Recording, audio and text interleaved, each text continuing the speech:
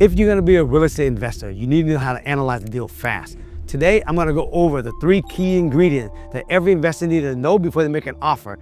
And I'm gonna share with you the 4 types of deals that exist out there based on your margin. The 3 key ingredients you have to know when you're analyzing a deal to know if it's a good deal or a bad deal. It doesn't matter if you're out there trying to find a deal you can wholesale, fix and flip, or buying a fixer-upper and keeping it using the Brrrr strategy. You have to know these 3 key ingredients. So one of the key ingredients is you have to know is what I call ARV. It's for after repair value. Or when you do new construction, it is what is the value worth when it's all done built out. So for example, let's use this house here. If this is a new construction I'm building and this is what the end product look like, I gotta ask myself when I'm doing comparable. If I'm gonna buy something to build new construction on, right? Or let's say an old house to rehab, I gotta ask myself when it's done, what is it worth? And I need to know that, okay? I work backward to figure out, right?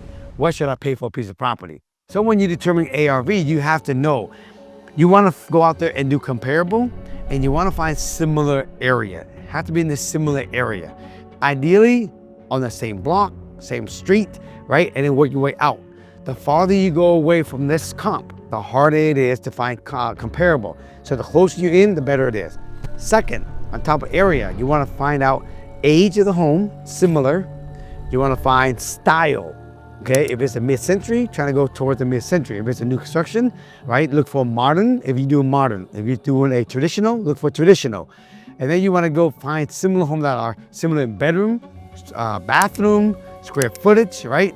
Similar, all that. And I'll give you a real good solid number to actually play with. And then from there, you guys, is when we start to work backwards, okay? The second key ingredient is rehab costs. This is very important. You gotta get this right here. Otherwise, if you buy a deal and you miss this right here, you guys, you're gonna lose a lot of money. So there's a couple of things I wanna talk about rehab costs. When you're doing fix and flip or fix and hold, there's different type of finishing. Fix and flip, they usually put a little more nicer stuff in there versus buying for rent. So you have to understand that, okay? You also gotta make sure you get the right contractor. There's contractors that like to do high-end finishing only, okay? That specialize in high-end homes versus contractor do everyday flip. So when you go out there and find a contractor, make sure you get a contractor that, you know, does rehab for investors that are off flipping houses.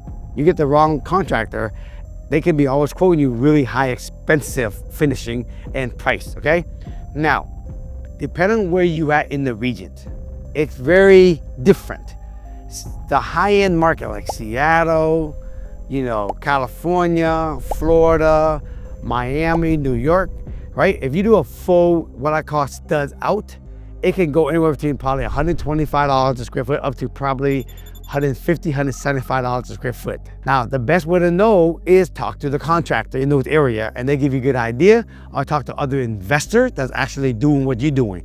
Remember, fix and flip finishing is different than fix and hold. Remember that.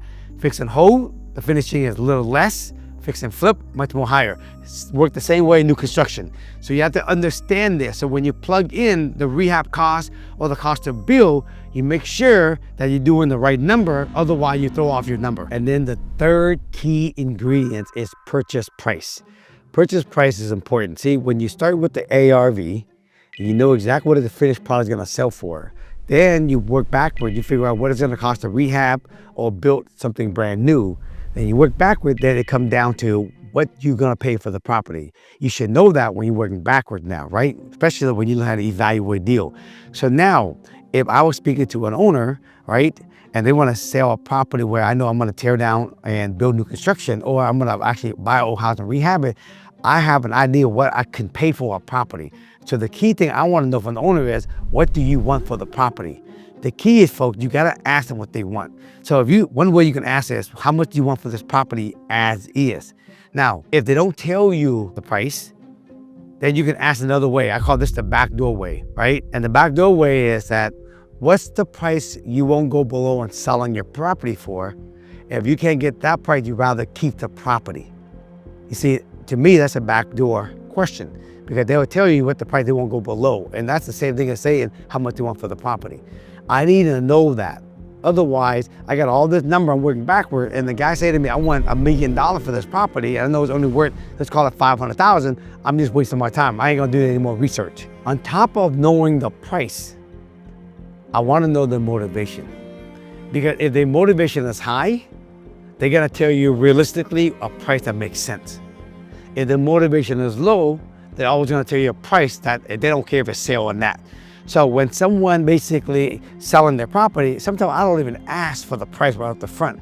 I go right to motivation. So Mrs. and Mrs. Seller, tell me, why are you selling your property? I want to sell it because, we're getting old.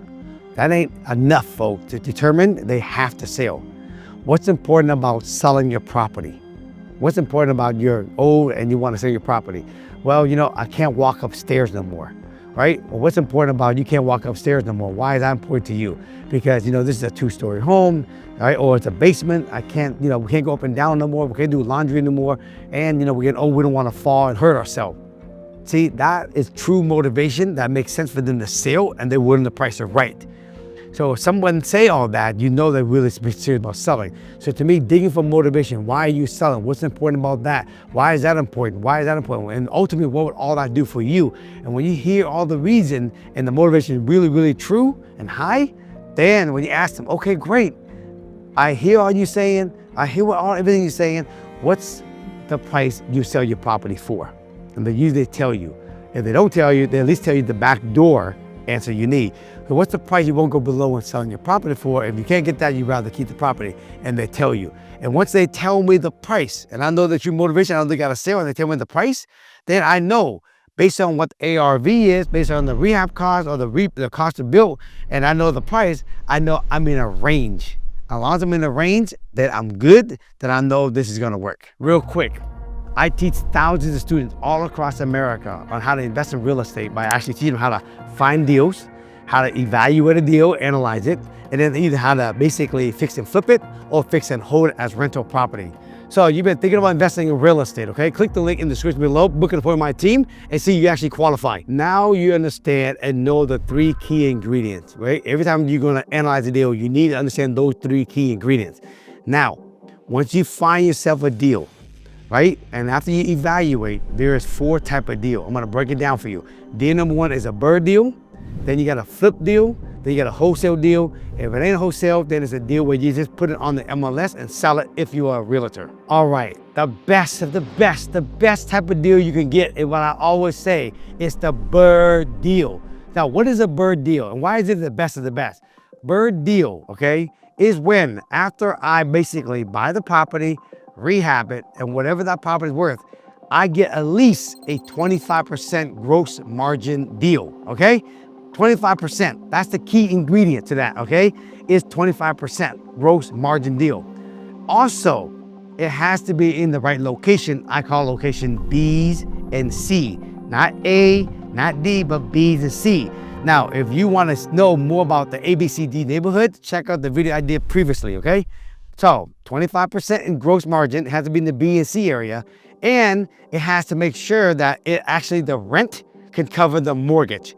Because when I refinance the property and the bank will give me a 75% loan to value of whatever the appraised value is, right? They usually finance 100% of my all-in number.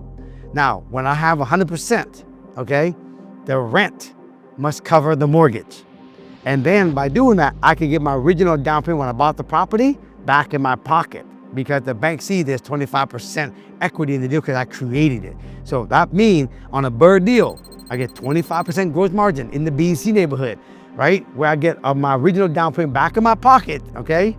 And then the rent will cover the mortgage. And to me, you guys, that's the best of the best. Well, that's what I call a full BRRRR deal. All right, the next best deal is a fix and flip. Now, the reason why I said the next best deal, because you know now what a idea BRRRR is. If you don't have a BRRRR, then you have a fix and flip. And what that is this, start with how much profit. Right? After you buy the property, rehab it, and manage commission, closing costs, carry costs, if you make between 15 and 20% in profit, okay, not 25, but 15 to 20, that's automatically, in my brain, that's a fix and flip.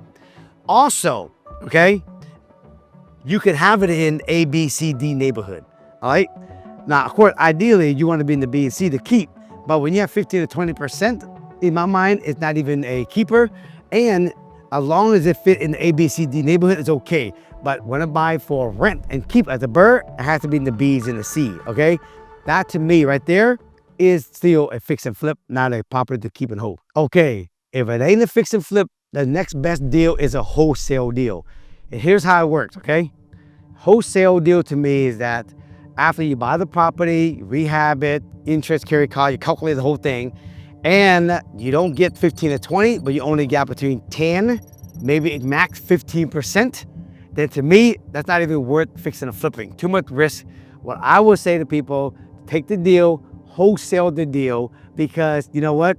The margin's getting tight. You don't want to take the risk, because when you think 15%, if it don't end out to be 15, it come out to be 10, it becomes too risky. Or if you starting at 12, it end out to be 9 or 8 or 10, it becomes too risky. So I tell all my students, just go ahead and basically just wholesale the deal and be done with it. Remember, you can wholesale an A, B, C, D neighborhood, okay? You can fix and flip an A, B, C, D neighborhood, but if you want to keep, you want to be in the B's and the C's. So when the deal only have 10 to 15%, it doesn't matter what location it is. I don't want to mess with it. I will just go ahead and wholesale the deal and not bother fixing and flipping it or buying a whole. All right, the last type of deal you have is what I call a listing.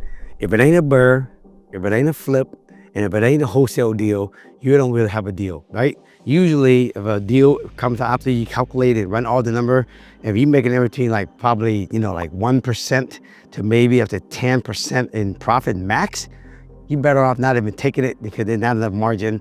And what I tell the people is that, hey, if you got this type of deal, if you're an agent, just tell the owner, hey, you know what? This deal is probably for the price you want. It's gonna be too tight. What I recommend is you go ahead and list the property on the MLS, sell it with somebody, okay? If you're an agent, list the property. If you're not an agent, refer to a real estate agent. Maybe you guys can work out something on the side where you can give them leads. Every time you can't find a deal to buy and it's a deal for the list, just, refer to an agent. You gotta work something out where you can just don't mess with it, get some, side hustle money, and then just keep it moving, okay? But remember, Brrrr deal is the best. Fix and flip the second best. Wholesale the third. And then last, if it ain't any of these, just list the property. If you're an agent, if you're not, refer to an agent and just get a little side hustle commission, be done with it. Let me give you an example of a breakdown of a Brrrr, okay? So let's say I pay $600,000 for the vacant lot. Let's say I'm gonna build a 2,500 square foot home, new construction. Let's say it costs $350 a square foot, right? That comes out to about $875,000, okay?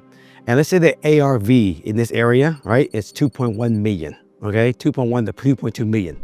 If you take 2.1 million minus, right, commission and closing costs is about 5%, minus what it costs to build, $875, minus the land value, minus the interest carry cost is about 120 grand. There's about $400,000 left over.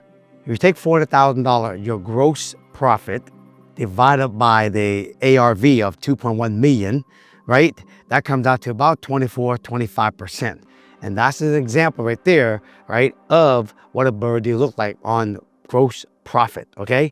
Now, remember, and also to make it work, it has to be in the BC neighborhood and the rent gotta cover the mortgage. Make sense? All right, that's a wrap. If you all really enjoyed this topic I talked about today and it's been helpful for you, give me a thumbs up, okay? Also, all right, if you haven't subscribed to the channel, hit that subscribe button for me. We want to hit 1 million subscribers before the year is up.